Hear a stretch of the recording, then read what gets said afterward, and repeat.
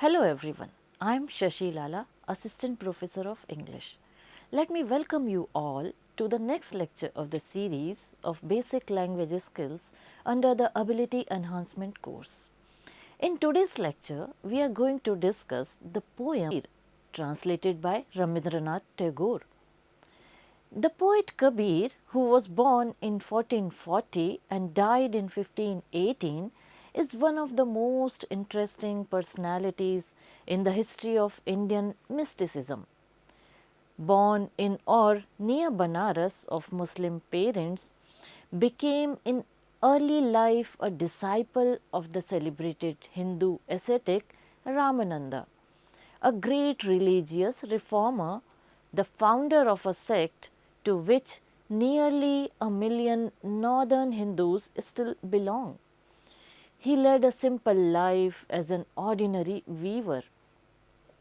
He delved deep into the mysteries of Hindu mysticism.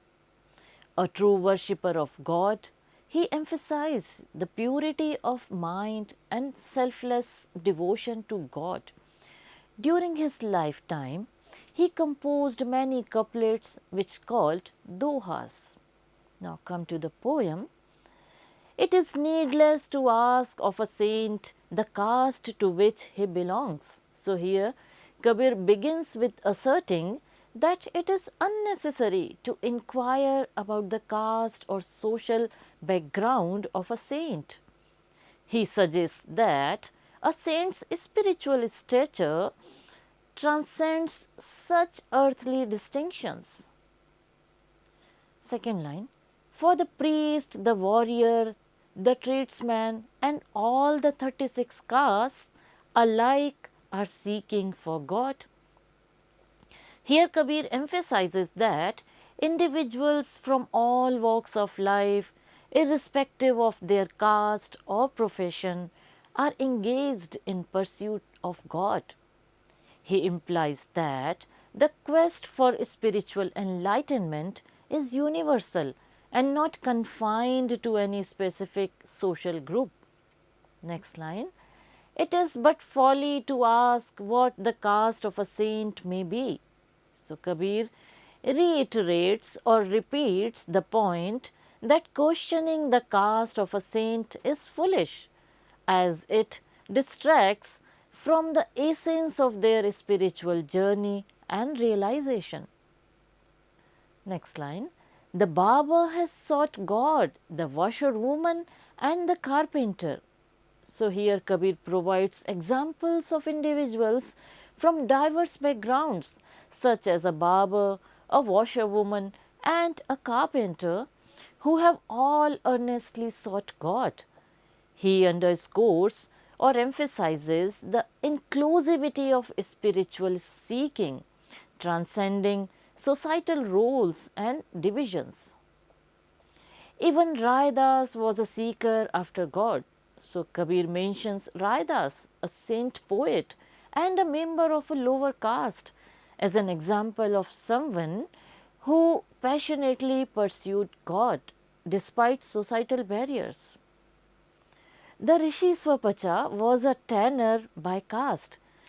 Kabir highlights the example of Rishi Swapacha, a revered sage in Hindu tradition who was born into the tanner caste. This illustrates that even individuals from so-called lower castes can attain spiritual greatness. Hindus and Muslims alike have achieved that end, where remains no mark of distinction. So here Kabir concludes by emphasizing that both Hindus and Muslims have reached the ultimate spiritual goal, where distinctions of caste, religion or social status vanish. He underscores the universality of spiritual realization and the unity of all beings in the divine.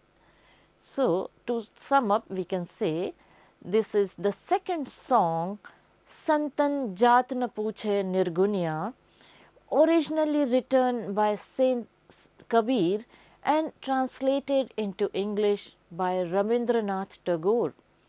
Here Kabir has expressed his own philosophy about the qualities of saint.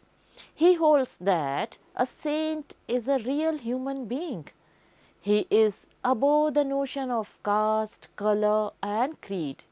He gives the message that God is one for all. It is needless to ask a saint what caste he belongs to. Kabir says that the priest, the warrior, and all the 36 castes are the same as all seek for God. The common end of a barber, washerman, carpenter, and even Raidas has seek God. Rishi Swapacha was tanner by caste. According to Kabir, Hindu and Muslims all are alike. They had achieved the end, that is, seeking God. In the eyes of God, all are equal and all religions lead to the path of salvation, that is moksha. So, with this, we come to the end of this lecture. Questions and answers from the text are also given below. I hope this session would be fruitful for you. Thank you for listening and see you in the next session.